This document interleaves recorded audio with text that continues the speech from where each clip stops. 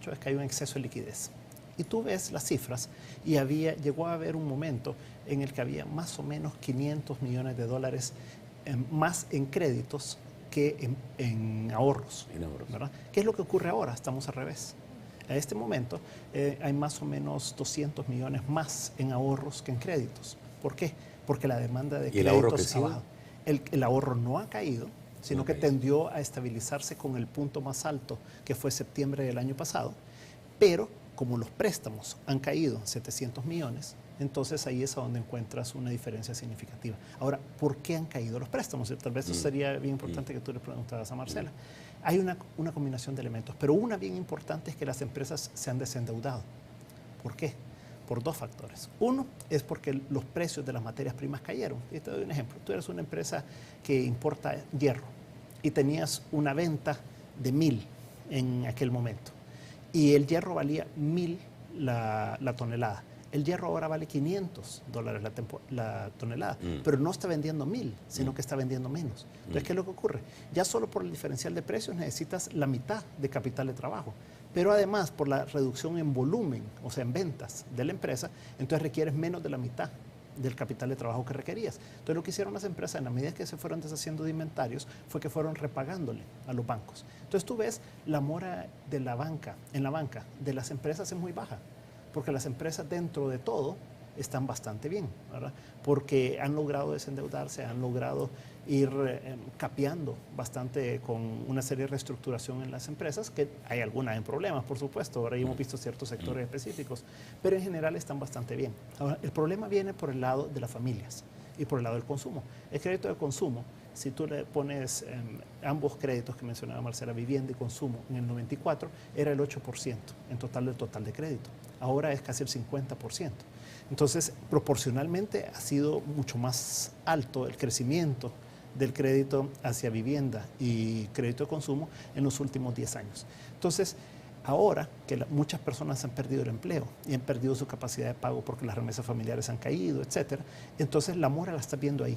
La estás viendo en el crédito personal, o sea, y en el crédito hipotecario de familias y todo.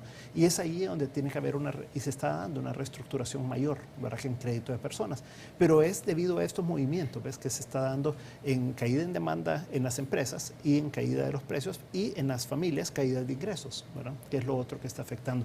Entonces, al final de cuentas, ¿qué es lo que los bancos están queriendo hacer ahora? Y yo te apuesto lo que van a hacer en el próximo trimestre, este trimestre que está comenzando, es que se van a pelear mucho más por los créditos. Claro, porque tienen exceso de liquidez. Además, el gobierno, me enteré ahora, ya ha logrado desembolsar $300 millones del BID ayer. Por lo tanto, el que estaba demandando mucho crédito de parte de la banca misma, a través de letras del Tesoro, es el gobierno. Y el gobierno estaba causando y ha estado causando una presión en las tasas de interés. Si el gobierno logra colocar sus $800 millones en letras del Tesoro afuera, con esta colocación que espera hacer, que ya le autorizó la Asamblea Legislativa, y trae estos 300 millones y probablemente otros 200 millones de aquí a fin de año de préstamos del Banco Mundial, entonces va a haber un incremento de liquidez, por lo que el gobierno no va a requerir ir a pedirle prestado a la banca o al sector privado. Y por lo tanto, Nacho, yo creo que ahí la banca va a tener que salir fuertemente a buscar a quién prestarle, que es lo que está haciendo ahora. Pero ahí entonces llegamos al tema de la recesión y cuánta gente quiere obtener dinero préstamos, y cuántos pueden también tener los estados financieros para lograrlos.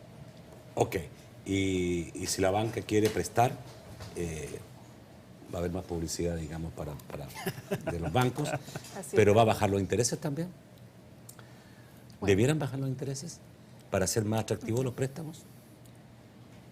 Como bien decía Luis, la presión de la liquidez tiende a ser uno de los factores que podrían presionar la tasa de interés hacia abajo. Hay otros factores, son normalmente una combinación de factores. Una baja inflación lo es un factor que presiona las tasas hacia abajo. Mayor liquidez también es un factor. Hoy por hoy, Nacho, la tasa de interés lo que está es reflejando una condición de riesgo del mercado que se refleja en el indicador de mora, en el indicador de vencido. Que es más alta de los años anteriores, ¿no? Que es más alta que los años anteriores. La tasa de interés debe de ser suficiente para poder absorber principalmente los costos de operación, los costos de fondeo y los costos de incobrabilidad o pérdida de cartera. Y este último es el que ha propiciado, dijéramos, en el último año un incremento en la tasa de interés. En la medida que esta situación de mora mejore, no baja la tasa de interés. Bueno, es uno de los factores que afectan. ¿Y qué pudiera pasar entonces con toda esa cantidad de dinero en las manos, digamos, ese exceso de dinero que tienen los bancos hoy día y que quisieran prestar, ¿no? Pero no pueden bajar los intereses por la situación que tú dices de riesgo? ¿Terminan los bancos al final llevando el dinero para afuera, colocándolo fuera del país? No, no es una, dijéramos, el sistema financiero, si bien tiene los límites y tiene la regulación que determina la normativa de inversiones, el sistema financiero lo que ha hecho siempre con la liquidez y lo que hará con la liquidez es intermediarla a aquellas actividades económicas que sean sujetas de crédito, ¿verdad? Sin poner en riesgo la estabilidad del sistema.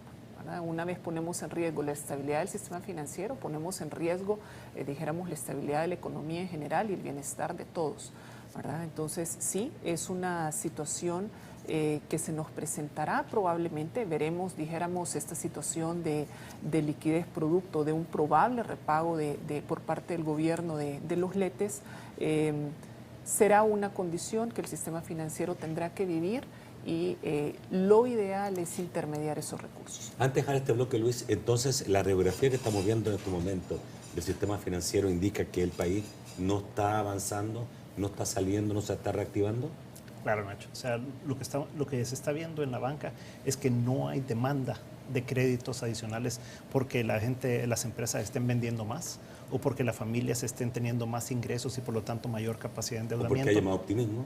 Claro, no está viendo proyectos nuevos. Esa es una de las preocupaciones bien importantes y ahí tal vez un tema que es fundamental es los incentivos, ¿verdad? Los mensajes que está mandando el gobierno con estas medidas tributarias, con todas